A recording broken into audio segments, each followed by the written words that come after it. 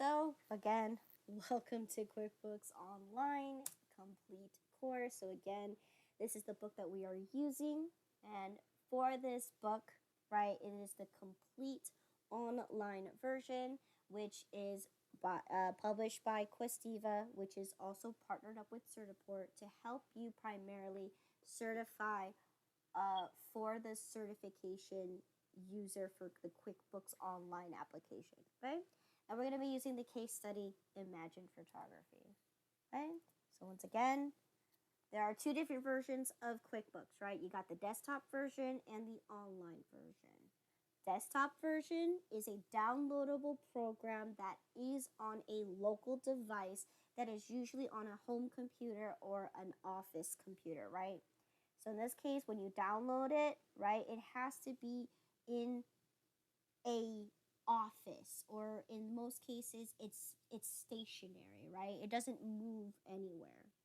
But because of the new advancements of technology, right, the easy accessibility is to access the internet allows us to create the QuickBooks Online version, which is going to be a cloud-based application that virtually allows you to use and to have access to your company file at any given moment in time, whether it's on a computer, web browser, any smartphone or tablet, right? You have the ability to use it anywhere you go as long as you can connect to some kind of Wi-Fi or some kind of internet. You are able to access this web page at any given moment in time. So it allows you to be more flexible and allow you to do the job on the go. Okay? Now, for the previous years, we have been teaching the desktop version. It's no longer being taught. It's now the QuickBooks Online is now being taught. But back then, we learned the 2018, 2019, 2020, and 2021's version of QuickBooks Desktop. Now that they're no longer certifying in the desktop version, they want you to use the certified user, which is more geared towards the online application. So because we're moving on the advancements of technology, we also have to move through programs. So now we're teaching QuickBooks Online. Okay? So with the QuickBooks Online, it is a subscription-based type of service, right? Just like nowadays, Microsoft is also, if you want the 365, it's a monthly subscription now. This is the same deal as well, because you're using the QuickBooks, which is owned by Intuit. They actually have their own cloud space up in the sky where they're loading data and everything's up in the sky. So in this case, there are different subscriptions based on what you need as a company. And again, if you visit this website, they will give you all the opportunities of each one and which one works best for your company, right? So I'm going to go ahead and visit that website real quick to take a look at what different subscriptions you have available. So again, you have the Simple Start, which is very, very basic for businesses, right? It's for only businesses who just want to keep track of their income and their expenses, nothing else, right? So it just depends on the size of your business as well in terms of what you need as part of your company. What kind of transactions and features do you need to have to record your transactions successfully and get the features that you need for your company? So for example, if you sell a product or service, you need inventory. So in this case, the best subscription for inventory is going to be the Plus subscription, because this type of subscription is going to allow you to have access to inventory and allow you to use inventory for your sales and so on and so forth. Okay, where for more service types of companies, right, who don't necessarily need to have inventory, your best bet is probably going to be a simple start or a essentials plan. Okay, now again, rates will vary over time. Okay, just because again, there are sometimes there's special deals for certain weeks, right? There's right now, this is the full price of what they are currently per month. Yes, you can purchase a whole 12-year subscription. They do have the availability. But this also makes it feasible because again, if you're using the QuickBooks application for this month, you're not obligated to pay the next month unless you choose to continue using the application for the next month. Then you can go ahead and pay the subscription on a monthly basis. But in this case, they basically do this so you do not have to commit to the actual online subscription, right? You may use it for 6 months now and then switch to a different program. Or if you choose to do this program and you don't like it, then you can, switch to a different program that works better for your kind of company. But in this case, that's why it's a subscription basis type of subscription, is because they don't require you to commit for the whole year. Okay, so again, if you do the desktop version, that one is right away, depending on which one you get, whether it's Pro, Premier, or Enterprise. It can go up to anywhere from $300 to $400, right? But in this case, we're looking at subscription on a per case basis necessity, right? So if you need the program, you have these options and you can always upgrade at any given moment in time. So if you want to start off as a simple start, you can do that, and as you build your company and everything and so forth, you can upgrade as you go. Okay? So you're not committed to only just this one, right? You can upgrade. And the best one for bigger companies that gets the best of all the features is going to be the advanced subscription. Okay? They also have other ones such as self-employed. You can use that one if you're a very small independent business that doesn't really necessarily sell inventory or want to keep track of yourself. You can go ahead and also have a program to do your personal taxes versus actually owning a business, right? So that's what's a cool feature about there. And when you go on this website, you could speak with an actual sales representative and they'd be able to discuss which subscription would work best for you. So here's that self-employed, right? This one allows you to get the very basic fundamentals of your features that you need, right? Or you could use the self-employed for personal income and personal expenses that you want to keep track of. So again, it makes it feasible. It's not just only for businesses only. You can use it for personal. Now again, you could talk to a professional to see, or sales representative to see which one works best for you. And if you are a regular user, you do get a free 30-day trial. Okay, but because you guys are students and you guys are going to be waiting for that email from me, I will be giving you guys 1 full year worth of subscription. So again, please look out for that email from me, from Intuit, to invite you to set up your company file, and that will be your full 1 year subscription. Okay, so that's that one there. All right, so again, those are the availabilities of the different online subscriptions that are available to you. Okay, and then we talked about self-employed, and then they also have the accountant's version, also known as QuickBooks Online Pro Advisor. Okay, so this one is geared towards for just tax accountants or actual real accountants who have the degrees and certifications, right?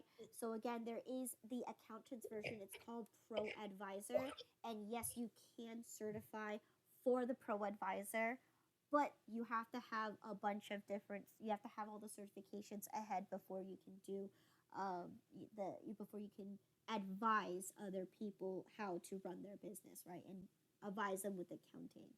So that is the other option there. Okay. So let's talk about Accounting 101. So here's the first rule that you need to know when you are using QuickBooks. QuickBooks is a way that a business can keep track of its income and its expenses, right? Because that should be the first thing that a business is looking for is how am I making money and how much money am I spending to operate my business? That's the number one thing. And what that resorts to is accounting. All right. Now, QuickBooks Online isn't necessarily a accounting program. It is actually a tax program. Okay. Now, as an accountant, it makes it much more easier to use because you have the accounting knowledge behind. You understand how a certain business transaction affects your business. But you don't have to be an accountant to use QuickBooks Online, right? You could be anybody. You could be your own business owner. You could be someone who's just interested in knowing the application, right? You don't need an accounting background degree or any sorts of it. However, it only enhances your experience as a QuickBooks Online user because you would know how to manipulate QuickBooks to work for you, not the other way around, right? So in this case, right, knowing the accounting behind the scenes and knowing the accounting focus in the background knowledge only makes you a better QuickBooks Online user. Now, that doesn't mean that someone who doesn't have that education is going to, not be able to use the QuickBooks Online because, again, if you understand the very basics of how income and expenses work, right? How do you earn money? You sell your inventory, right? Well, how do I collect the money? Well, you have to you got to sell your merchandise, right? If you know that very basic fundamentals, you already know something about accounting, right? Because you already know if I sell my merchandise, I'm going to earn money and I'm going to end up getting rid of my inventory, meaning I'm not going to have inventory on hand anymore. And then how much did it cost me to buy that inventory? Well, it cost me this much money. Well, there you go. So in that kind of sense, if you can understand that basic fundamentals, then you can go ahead and utilize QuickBooks even though you have no accounting experience. Because if you know how a sales receipt works, oh, I need to charge this customer for these items and charge them this amount of tax. If you can fill out that kind of form, you can use QuickBooks Online. So it's not necessary that you have to have the accounting behind the background, behind the scenes. It only helps you much more, especially when you have to deal with adjusting your inventory or adjusting the books, which we'll talk about in chapter 11. Okay, it only helps you a little more than someone who doesn't have that accounting experience. But most primarily, like I mentioned earlier, right, it's mostly used as a tax type of program, right? Why tax? Well, Intuit also owns TurboTax. TurboTax is used to file income taxes. It also is used for personal taxes, but it's also used for company taxes, right? So because the feasibility between using TurboTax and also using QuickBooks, it makes it that much easier to transfer all the information to TurboTax, and boom, you file for taxes instantly because your account that you sign up with Intuit, right? You're not signing up with QuickBooks, you're signing up with Intuit. It allows you to streamline everything and link all of your accounts into one. So again, you create a company file, right? You put your address, your tax ID number in there. It will transfer all those information to help you file your tax forms and make it that much quicker to process your taxes much easier. So that is exactly why it's designated as a tax program, because it allows and helps your companies, right, organize yourself in a way where all the information that you plug in is going to make it that much more easier to transfer to TurboTax and then submit to IRS for review, right? to file for taxes. So that's exactly why primarily that's what QuickBooks does. But all of those, you do need to have some kind of familiarness of accounting. So that's exactly why accounting is the basis of the fundamentals of a simple business, right? Which we need to learn, how do you acquire assets? How do you create liabilities? How do you generate money, which is a revenue, right? And what are the expenses that you have to encounter? So that's exactly what a lot of these things do, is that you have to understand, how does a transaction, a simple business transaction, affect your business? So then again, you have to understand the flow of a transaction. So I gave you the example, right? If money is going to be coming in because you spent money to purchase this merchandise, and you're going to turn that around and sell it to someone else for a higher price, that's understanding that that's how you got money in, but you had to spend the money out. Okay? Okay, so if you made a sale, you received cash, but you sold merchandise. Okay? So that's like the basics of understanding the accounting focus, is that it is requiring you to know, to understand how a expense and an income are related to each other through the real life experience, right? How does selling a inventory item affect your income and your expenses? Okay. So let's go ahead and break it down. So there are 5 different types of accounts that you need to know. 5 and 5.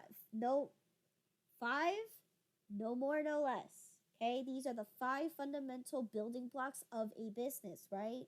Assets are going to be everything that you own. So whether it's the cash in your bank, or whether it's the inventory that you purchased, right?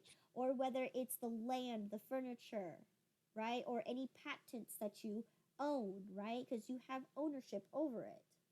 Liabilities are going to be things that you owe. So whether it's owing a bank, owing a vendor, right?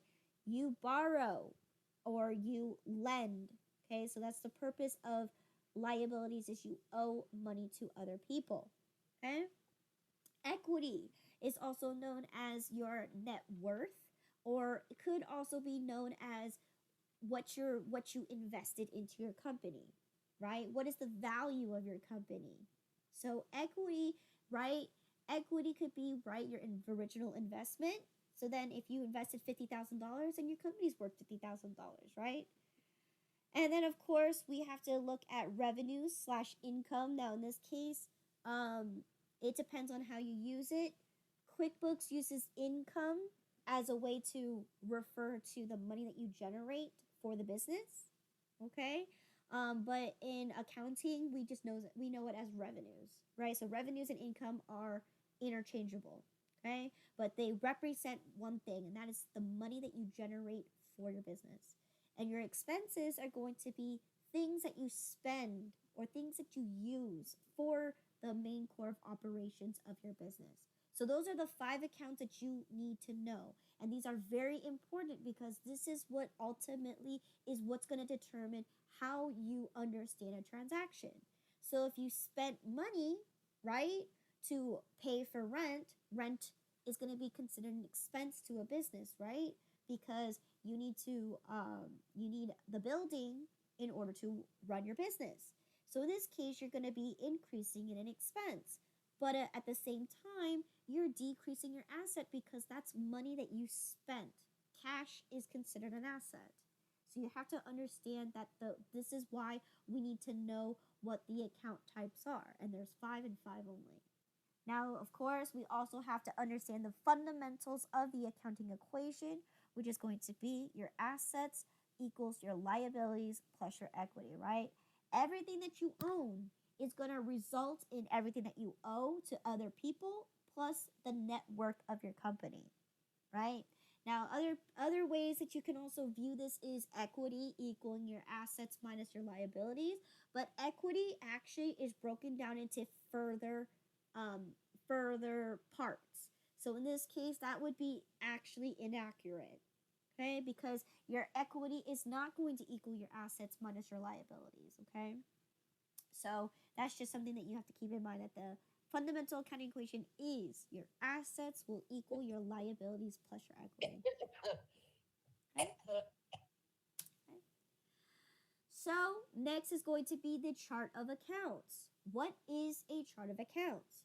A chart of accounts is what you need to have in order for you to organize your business transactions. So again, before we even start our actually using our company file to record our income and expenses, we need to have a list for us to categorize them in, right? So again, you'll have a list. Usually it's going to be in order by account type.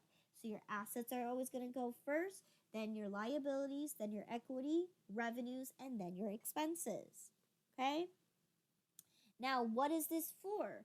So again, when we understand how a journal transaction works, we have to understand that how does a business become affected? Well, it's usually determined on the transaction. So that transaction is going to be needing two parts. So that's why we need a chart of accounts to understand, right? To help us understand how we can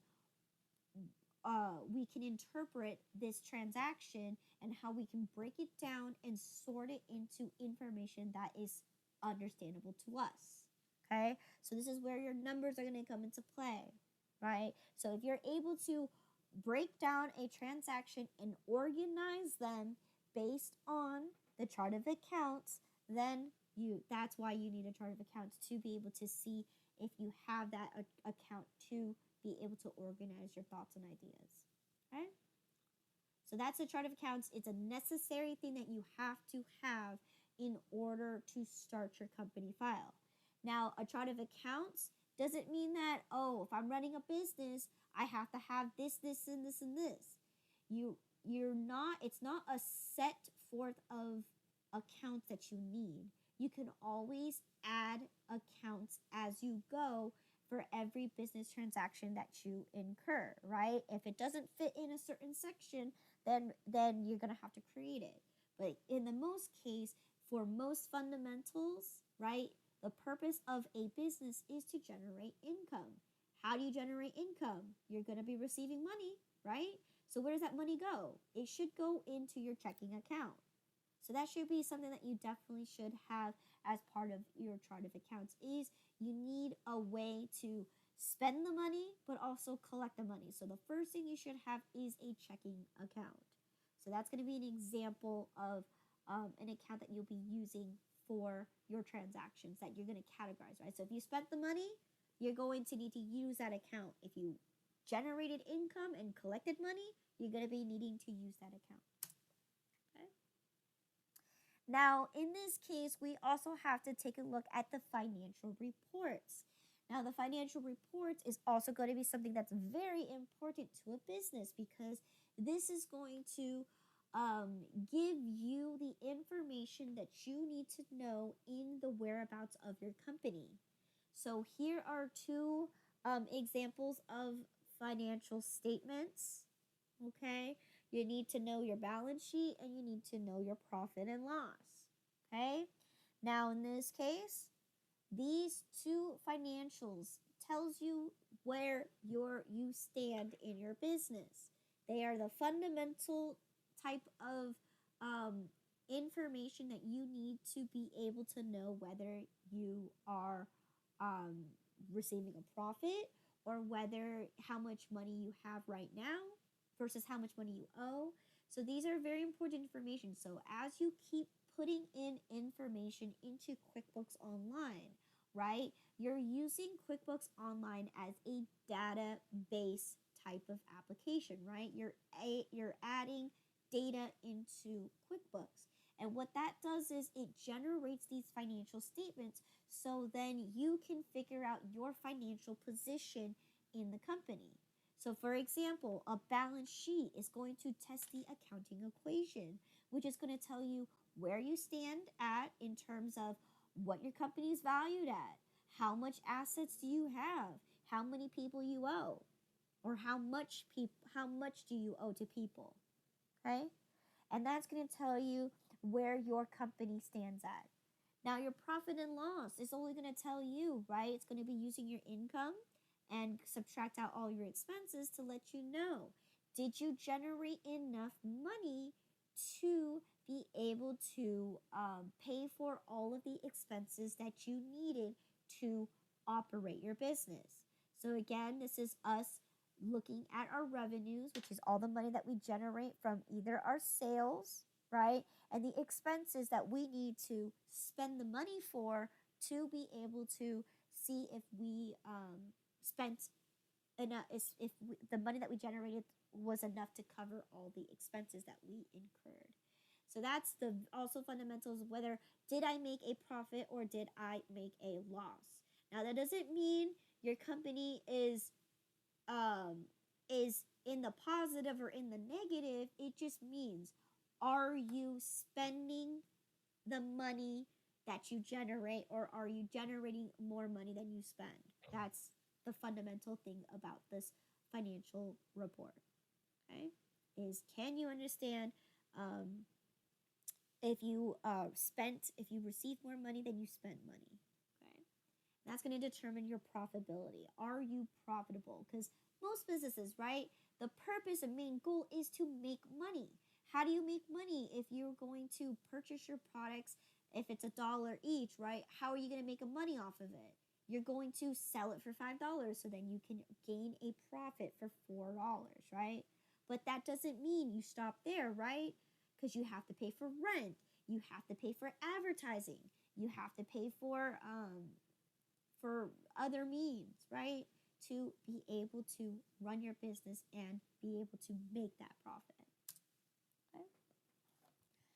So then we're going to also talk about double entry.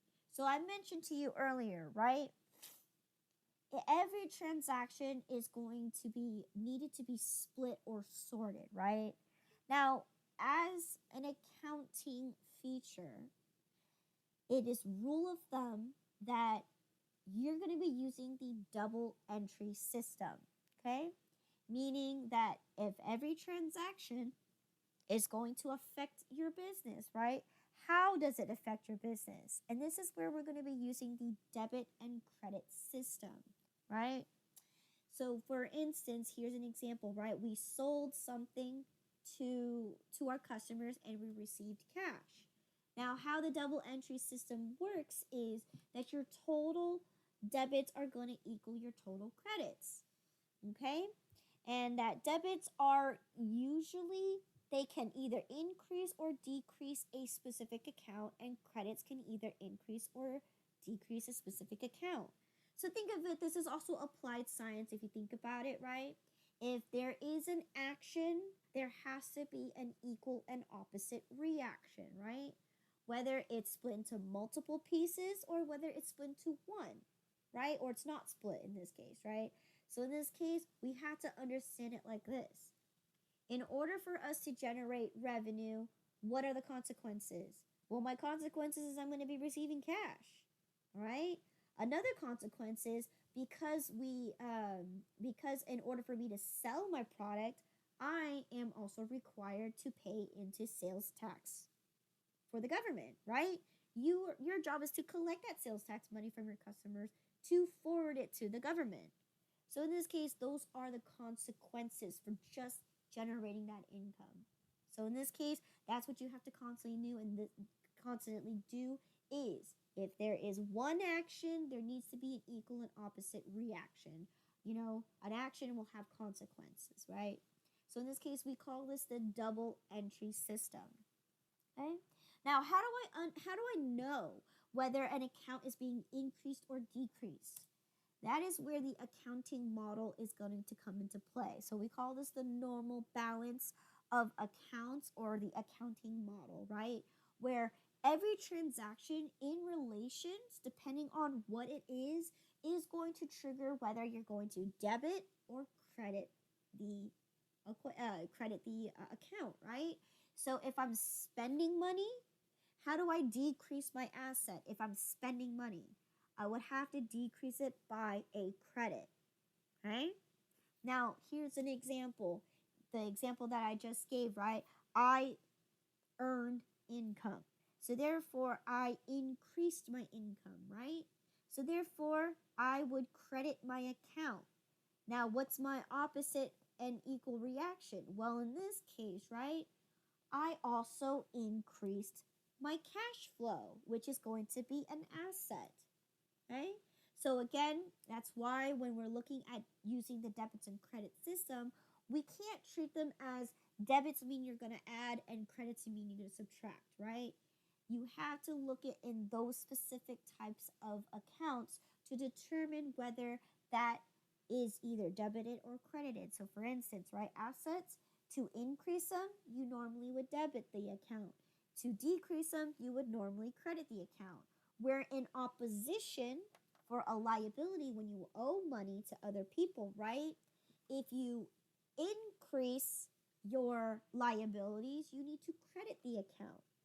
Where if you're paying off your liabilities and you're decreasing the account, you would debit the account.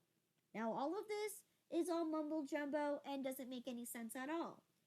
With time, eventually this will make sense, right? So for instance, if I need to pay for rent, right? I need to buy rent. That's an expense. Well, in this case, how do you increase an expense? You would increase it using a debit. Well, what is my equal and opposite reaction? Well, in this case, I had to spend money to buy rent, right? You have to pay money to pay for rent, right? So in this case, I would have to decrease my cash flow by crediting my account. So there you go. There's a perfect example of a debit and credit relationship, right? So every transaction that you see for a business transaction, right? Whether it's buying rent, whether it's paying a liability, or whether it's generating income, the same rule applies. For every debit that you have, your equal and opposite needs to be a credit. And they have to be in the same amount. Okay? So this is a very powerful tool. If you're not quite sure, not really understanding this, this is going to be very crucial to have. This one we actually elaborated more in the accounting program. So if you do go into the accounting program, this we actually spend a lot of time understanding how a flow of a transaction works. Okay? Now again, we also have to understand, right, that there are two different types of accounting methods. It's called the cash basis or the accrual basis. Cash basis is where you only record transactions when cash is received, and you only record expenses when cash is readily available to spend. So for instance, a mom and pop shop, right? If they tell you cash only, that means they will only accept your sales if they receive cash, right? If you don't and say, no, I'm sorry, I don't have any cash on me, they won't accept your sales. So you're going to have to go somewhere else. So that's going to be an example of a cash basis. And for most businesses, especially small businesses, right?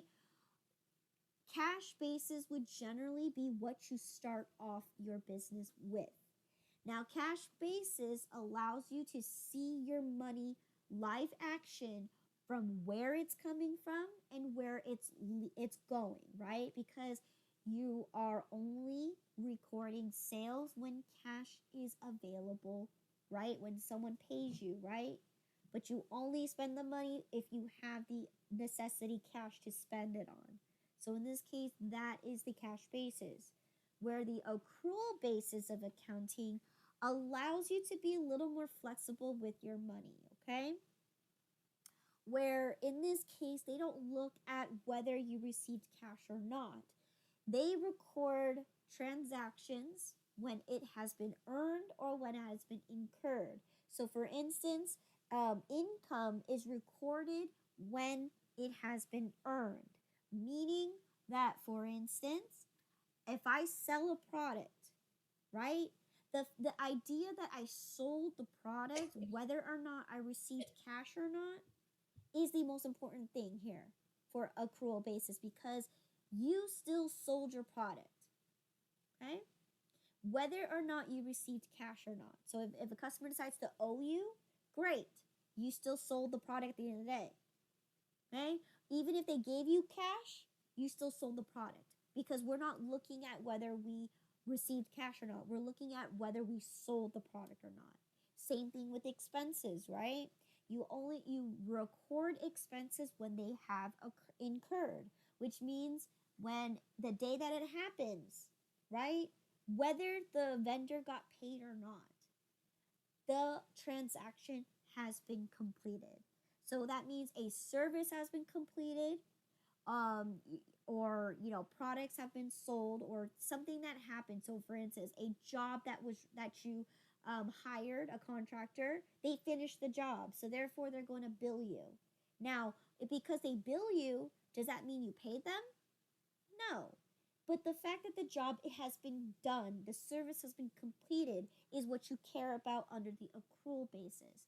So this allows you to also have the idea of utilizing the accounts receivable and the accounts payable, which is going to be a account that acts as a placeholder for you to either receive money that your customers owe you on, which is for selling the product. They haven't paid you, but they have IOUs to you. And same thing for expenses, right? Accounts payable, right, means you're promised to pay them back later. You don't pay them now, you pay them later. So in this case, that's the idea between cash versus accrual basis. And for the maximum functionability in QuickBooks Online, we are defaulted to use the accrual basis, right?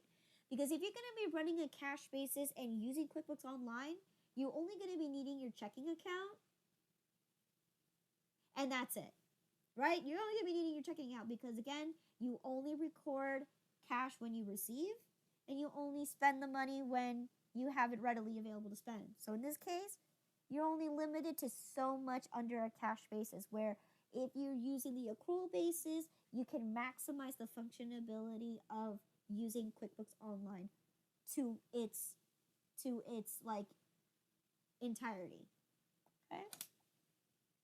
All right. So now here's what we have to understand. What's the purpose of learning all of that materials? Well, it's to help you understand how to record a transaction in QuickBooks. But because the easy friendly user ability of QuickBooks Online, you don't need to know any of that. Because what you do need to know is simply how to create an invoice, create a bill, create memos, create checks. Because that is the sole purpose of QuickBooks. It makes it much more easier to understand accounting, because you don't need to know the debits and credit system. You don't need to know how to do any of that. You just need to know how to fill out a form. So for instance, what does an invoice do? Well, invoices, you are charging your customers, right? You're billing your customers for what? For products and services that you sold to them. So if you can know that very basic fundamentals, that is what you need to know for QuickBooks Online. Is, can you fill out a invoice? Can you fill out a bill? And that's all you need to know, because what QuickBooks does is all that debits and credit system, QuickBooks does that behind the scenes, okay? You don't physically have to put in the debit and credit at all.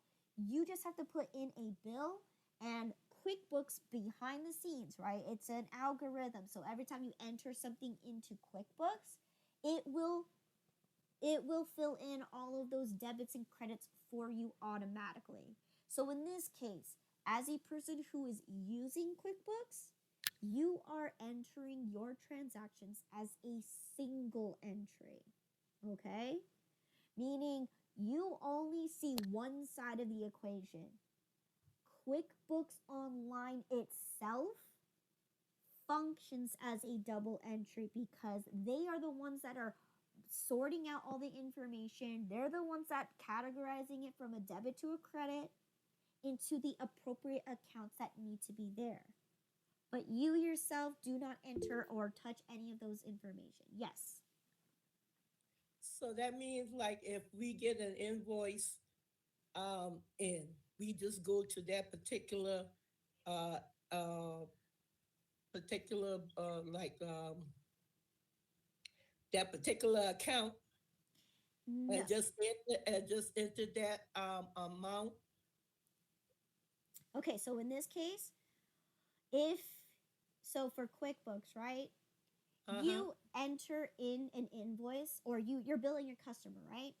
Right. You just fill in all the information that you need to fill in regards to that customer, saying, okay, this is the customer. Mm-hmm. We're going to give them terms, so therefore they owe me money, right? Because it's an invoice, and we're going to list out all the items that we sold to them. That's it. That's all you need to know, because when you enter that in, QuickBooks is going to be tackling those accounts. So it's going to be putting in the accounts receivable. It's going to put in the sales. It's going to put in the inventory. It's going to put in the cost of goods sold. Okay? Lovely. All you have to do is just be able to know how to fill in an invoice. So Yeah. that is exactly why QuickBooks Online, it's not dedicated for just accountants. It's anybody can use QuickBooks. They just have to know that one thing is, can you fill in an invoice? And the feasibility and how easy it is to fill in all of your forms is really easy. It's just like filling a form in at a doctor's office, right? Fill in your Right. name, fill in the date. That's as simple as it is. So that's why this is why accountants love to use QuickBooks, because instead of having to deal with all those debits and credits, all they have to deal is just knowing how to enter these things, and the QuickBooks will do it for you automatically. Okay? So again, all that learning for how to understand a debit and credit, how is that going to be useful to me when QuickBooks does all of that for me? Well, of course, as an accountant, you still need to know how to adjust your entries. And we still also have to use a journal entry. So again, we will see that in terms of in chapter 11 when we do our the end closing process. You still need to know how the debits and credits work, because that's how you are able to manipulate QuickBooks. So remember when I told you guys earlier, right? For Right. knowing the accounting behind the scenes, you are able to manipulate QuickBooks to work for you, not the other way around. Okay? All right? Hey, so that's the accounting behind the scenes. So, how do we actually access QuickBooks online? So, again, like I've mentioned before, right? The feasibility and having to streamline anything and the easy accessibility, as long as you have a web browser, right? Whether you're using Google Chrome, or if you're on a computer, right? If you're using Google Chrome, or if you're using Microsoft Edge, it doesn't matter. They just say if you use Google Chrome, that will give you the best features or the best productivity. That's just because they partner with each other. Okay. So you're gonna find out that a lot of companies partner up with each other. So in this case, they partner up with Google. Okay. They also partner up with Microsoft as well. So that's why they have the easy feasibility of importing and exporting data using Microsoft Excel. Okay. So again, they Intuit basically partnered with everybody to make it easier and user friendly for quick access to accounting information. Okay. So again, if you're using your mobile app, right, you can either use the application itself, or you can use Safari or whatever Android's web browser is, right? As long as you have access to a web browser and internet, you're able to access anything in any given moment in time, right? Bookmarks to save pages. So, again, that will be very useful, okay? And being able to have multiple windows open up at one time. So, yes, if you are entering an income, right? Let's say an invoice, And you forgot what this customer you forgot what the customer's information is. You'd be able to open up another web browser and be able to look at another part of the company file at the same time. So again, if you know how to open new tabs, having multiple windows will allow you to have um, easy accessibility to multitask. Okay, and of course QuickBooks Online mobile app, which allows you, so which what's really cool about having the mobile app is, instead of having to update, for instance, your inventory, you, or for an example, or another example would be an expense. Let's say you went to the store, you went to the office supply store, and you purchased something, right? You can use your phone, log into the QuickBooks mobile app, and take a picture of the barcode, and it will automatically convert that into an expense. So again, the easyability of technology nowadays. Everything can be done in the palm of your hands. So, that is what I mean about how easy it is. And of course, you can upload pictures directly from your phone into the QuickBooks Online application, and so on and so forth, right? So, again, easy ability to link multiple devices, having them all streamlined, multiple accounts, all in one setting. Okay, the beauty of technology. Okay. Now, again, how do we navigate through the QuickBooks Online? So once you've figured out how you access it, whether it's online at your home computer, or whether on a web browser, or whether it's your digital mobile app, this class, remember, we're teaching you the QuickBooks Online using the web browser. Nothing to do with the mobile app, okay? Because it's going to be a whole nother, section that unfortunately I do not have time to go over. But those are the features that are on there. Now, because I'm teaching you how to use the QuickBooks Online through the web browser, how do you navigate it? Well, there are 5 features that you're going to be looking at, right? You're going to be looking at the navigation bar, which is going to be the left navigation bar, which is going to have most of your centers there, and at the very top of that is going to have the plus new icon bar, which is going to be used for majority of the transactions that you're going to be learning throughout this entire course. Okay, you're going to have your dashboards. Okay, you're going to have your top bar, and then you're going to have your gear icon. Okay, so let's break it down. Left navigation bar, what does it do? So in this case, right, you're going to look at it, and each one is going to have a center. So for instance, right, you're going to have a sales center, right, that allows you to access all of your sales, all of your customers' information, and so on and so forth, right? Payroll, right? Your reports. All of these are all going to have certain centers that take you to another page in your company file, which will allow you to control your transactions, whether it's dealing with a customer or dealing with sales, right? They're all in these different types of centers. And then here, right here, will allow you to see what those centers do for each of the items on the left navigation bar, okay? We will be looking at many features as we go through the online QuickBooks Online process to go ahead and be able to do all of this. But yes, so that is how you're able to enter in some of your transactions through the centers as well. Okay. Okay. So then, of course, on the left navigation bar, you can view it in 2 different modes, right? You can view it as a business mode, or you can view it as the accounting mode.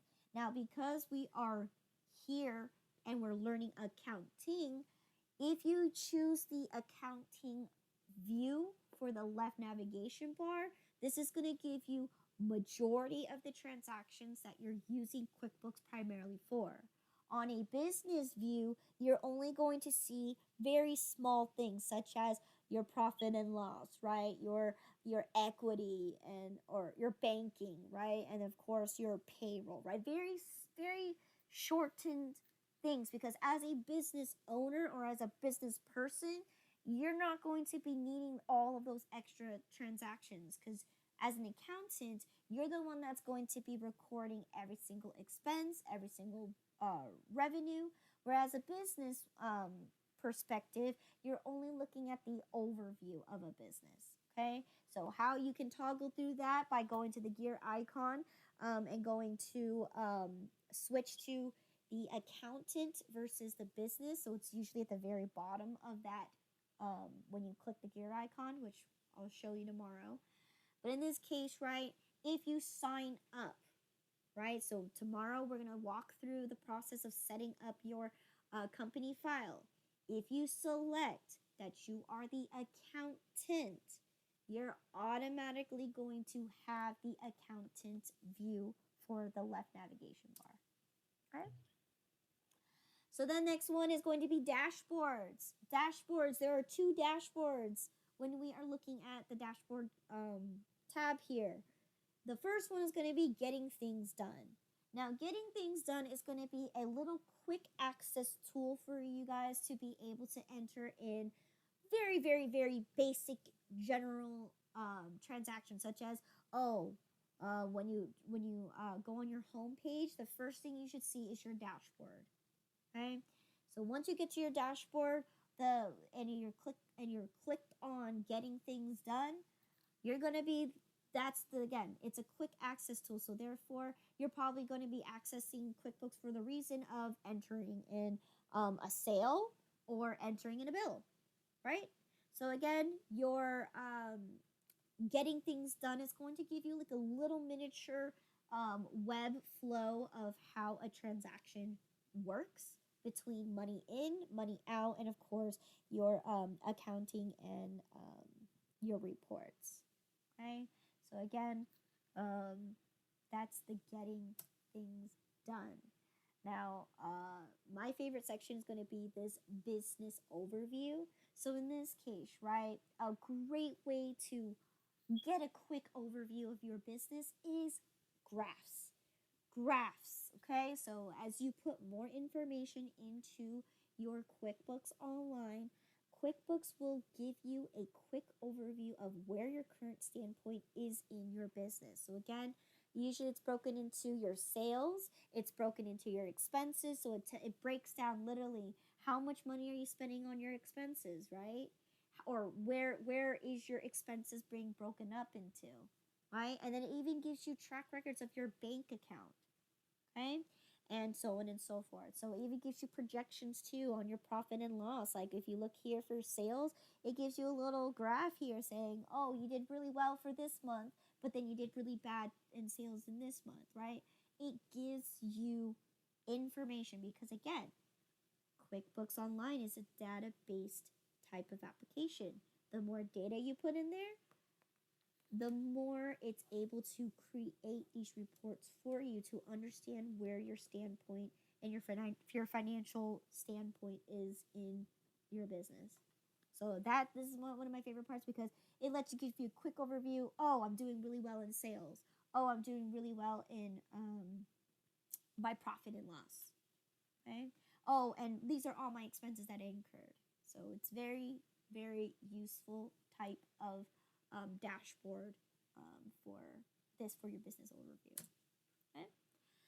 Again, business overview we talked about. Again, it's gonna be broken up to profit and loss. So you get to see a quick overview, and you're able to toggle it at the top too if you want to see specific time frames. So you could do it for the year, you could do it for the month. You could see how much you're making money and how much are you spending. Okay, and of course your expense is gonna list out all the expenses that you have. Your invoices allow you to see what money that you are currently owed, right? And how much money has been paid, okay? And of course, your sales basically gives you a little sales graph of how much you're doing well in sales, okay? And yeah. So the next section is going to be the plus new icon. So the plus new icon is going to be at the very top of your navigation bar. And like I've mentioned this earlier, right? This will be your best friend The person you're going to get really, really, really friendly with, or not person, but section area button that you're going to be using for everything that you need. Because in most cases, about majority of the transaction, you're going to be accessing it through the plus new icon because it's the most easiest way to get to a transaction. And it's broken down into 4 categories, right? For your customers, right, which will involve with invoices, which will involve with estimates, which will involve credit memos, anything, any kind of transaction that involves with your customer. And then the next column is going to be anything that involves transactions with your vendors, right? Oh, I have an expense I have to pay. Oh, I have to enter in a bill. And then, of course, you have the section for employees because in order to operate your business, you need to have employees. And then the last section is going to be other, which is going to be mostly for your business. So whether it's your business banking account, this is where your general journals are going to be entered in, and statements and inventory adjustments. So again, this is anything other that doesn't fall under the category of customers, vendors, or employees, right? Everything other. And again, we're going to be using the plus new icon a lot in this class. Okay. Then we have the top bar, right? The top bar is going to pretty much give you a little quick access to a few things. So the first one here, you have the help button. The help button is going to be in case you need to ask for any help, whether it's from an actual pro advisor, or usually the rule of thumb is when you click on it, you enter in a question or you look at the manual that they have for the QuickBooks Online and questions. If you ask a question, you can search up your answer. And then the second option would be that you would talk to a pro advisor if you cannot figure it out. Okay. Then you have the search button. This search button allows you to search any transaction that you've recorded, right? So any transactions in regards to, oh, I entered in a sales, I need to look up a particular person, look up a transaction number, you'd be able to use that. And of course, if you click on that, you can even advanced search it. So if you need to search a particular area, you need to filter out your search options, right? You're able to do that as well. Okay.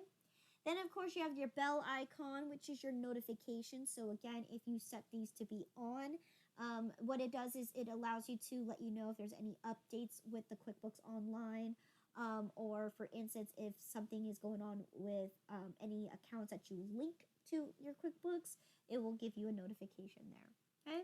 And then we have the gear icon, which we'll talk about in a second. And then your little icon in terms of you logging into your account. Okay. Now, what does the gear icon do? The gear icon allows you to set up your QuickBooks, whether it's setting up settings, so for account settings, right? So for instance, I want to make my profile be accrual basis instead of cash basis, right? That's going to be an account setting. This is where I can create my lists. So whether I'm creating my chart of accounts, my products and services list, okay, and other tools such as entering in, importing data. So again, we talked about importing and exporting, right? That Intuit or QuickBooks, they partner up with Microsoft. So instead of having you sit there entering in one account after another, right? If you already have a pre-made chart of accounts, you just make sure that it's in a Excel or CSV file, and you'd be able to import it to save you extra time. So I do show you that in class as well on how to do that. So again, these are the different fees. These are the different things that you can do with the gear icon. And again, this is what we're going to spend majority of chapter 2 on. Okay. And of course, if you see very, very carefully, it says at the bottom of this, it says switch to business view. That's what I was talking about for the left navigation bar when you go to the gear icon. Okay. So let's go ahead and talk about the entering transactions. How do you enter transactions? Okay. We'll save questions at the end. So forms, right?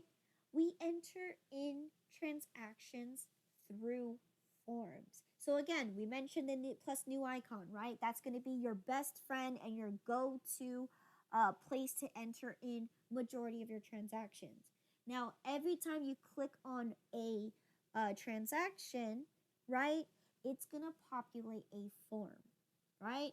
How do you fill out a form? Well, like we mentioned earlier, right? It's like going to the doctor's office, right? You got to fill in your name. You got to fill in the date. You got to fill in what you need, right? You got to fill in the tax, right? You need to know how to fill in all of that data, right? And by filling in that data, it makes it that much more easier because that's how it is user friendly, right? You just enter in data, okay? Now, if you create your lists, it only makes it that much more easier to fill out your forms because every list that you fill out makes it that much more easier to enter in your forms because when you fill in your forms, you type in the first couple letters of your, let's say it's a customer, right? It will create a drop down menu for you to select that person, okay? Now, the most important thing about having lists pre-filled and pre-made is that it allows you to be able to ultimately save you much more time. Because again, if I have to put in a customer's information and I have to mail them out, great. Now I have to go look up the customer's information on their contact information. No. With QuickBooks, the more information that you put in through the list, the more that QuickBooks is going to use it as an algorithm. And if you identify that you want to bill this person, it will fill in your form for you 10 times quickly. So just by typing in 2 letters of the first name, you click on that person's name, it starts to fill out all the information for you in your form. So that's why it's important to have lists because there are a few lists that you have that can help you save time by automating it into your QuickBooks form. Okay, so again, we talked about products and services, chart of accounts.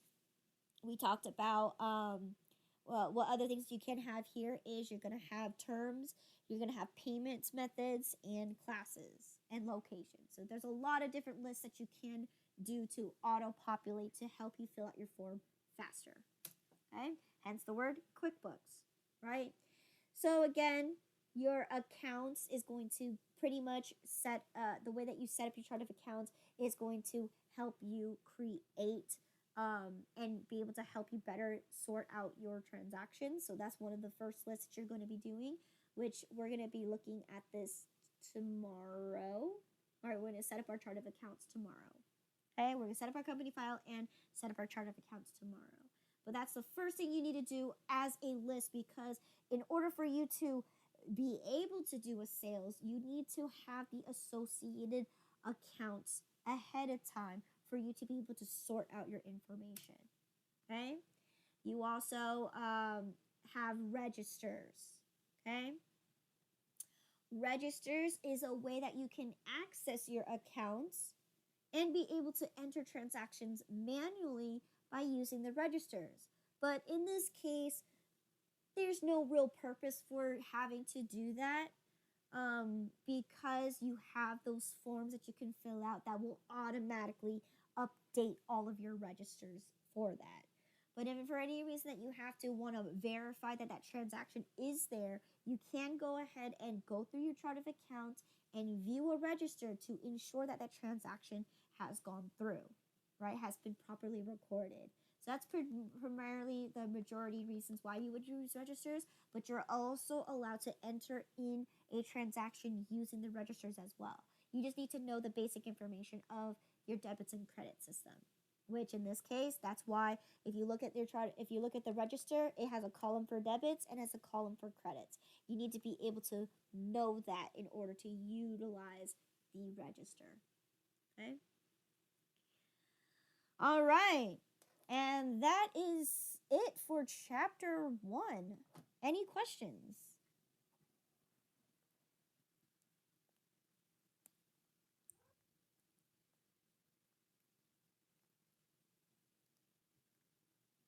Okay. Tomorrow, when we actually set up our QuickBooks file, I'll also do a little quick review of everything that we learned in chapter 1, right? What I was talking about in terms of navigation. So I'll show you the left navigation bar, your tool, your top bar icon, right? Your new icon and your gear icon. I'll show you all of that tomorrow. But any questions about chapter 1? Okay. So let's go ahead and go over the review questions. So for this chapter, there's only 5 questions. So this is the multiple choice section. I am not going to go over the fill in the blank or I believe there's a fill in the blank. There is a practice statement questions. I'm not going to go over any of that. Okay, I'm just only going to go over the multiple choice. But I will also go over the chapter 1, or in this case, the problems, right? So that's the Imagine Photography. So for chapter 1, it literally tells you that you're going to set up your QuickBooks Imagine Photography company file, but you won't be able to do that unless I send you out the link. So again, look out for that email. Now, if you want to wait till class to see so you don't mess up or anything like that, wait till class. But if you want to do it on your own, you'll have it available. It's in the very chapter 1 at the very end of the book. You'll see the practice problems. That's what we're going to do. And I also have the day 2 for the chapter 1 to set up your company file PowerPoint available on the Google Classroom as well, right? I already have everything uploaded for you, so you're able to access that, okay? So review questions. Number 1, okay? In the fundamental accounting equation, or what is, okay, or the fundamental accounting equation that governs all accounting is? C. Assets equals liabilities plus equity. Good. Okay. Number 2, okay, which of the following statements is true?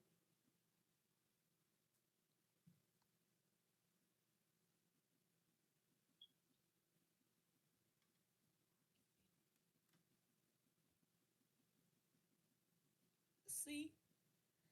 Let's see. Total debits equal to total credits. Yes, that is true. Now let's take a look at the other statements. Why are they false? Let's take a look. Number 1, letter A. Debits are bad because they reduce income. Well, debits may reduce income, but it increases your assets, right? And that means if you increase your assets, in other terms, the first thing you notice as an asset is your checking account. If you're going to increase your checking account, that means you have cash flow, right? So in this case, debits aren't necessarily always bad, right? That's an opinion. That's an opinion, so that also makes it false too. But the fact that it only is looking at reducing a specific account, it's not looking into consideration of what it can increase. So in this case, remember, debits can increase in a specific account, but it can decrease in a specific account. And it doesn't necessarily mean increase means it's good, or increase means that it's increasing means that it's what do you call it? Increasing income, right? But if you look at a liability, it doesn't increase it, it decreases it.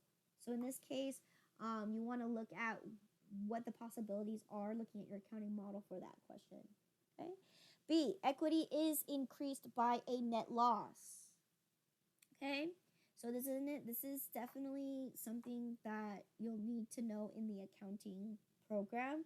But for sure, a loss never increases equity, right? If you it decreases it, right? Because in this case, you spent more than you made. So how does that affect your overall business value? It should decrease it, right? Because you spent more. You're in debt at that point, right? You spent way too much money.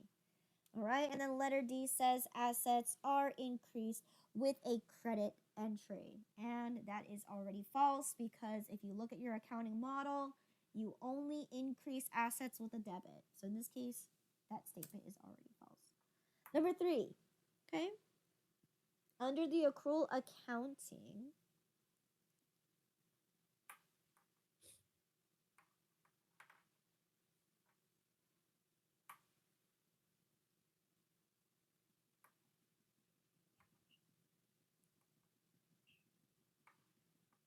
Will it be B?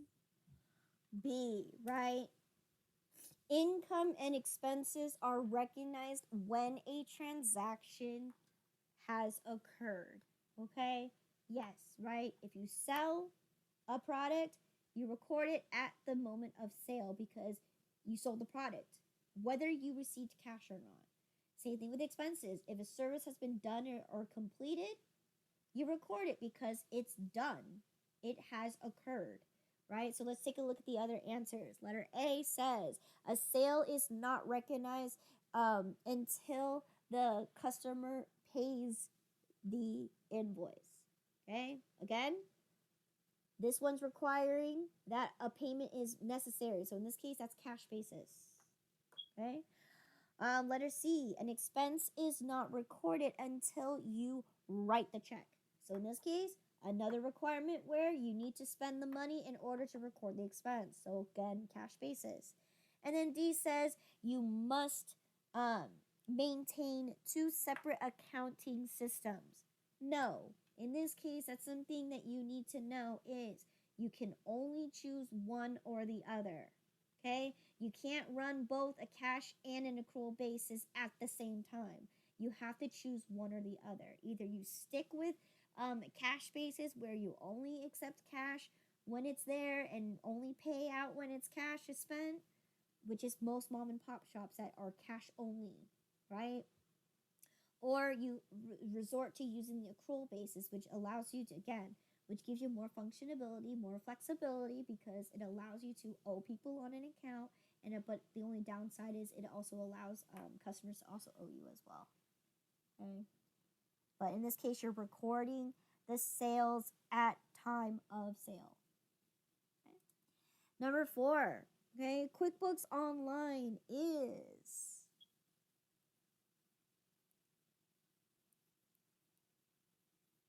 D. yes, in this case, D, all of the above is correct, right? It is a job costing system, right? We'll talk about what job costing is.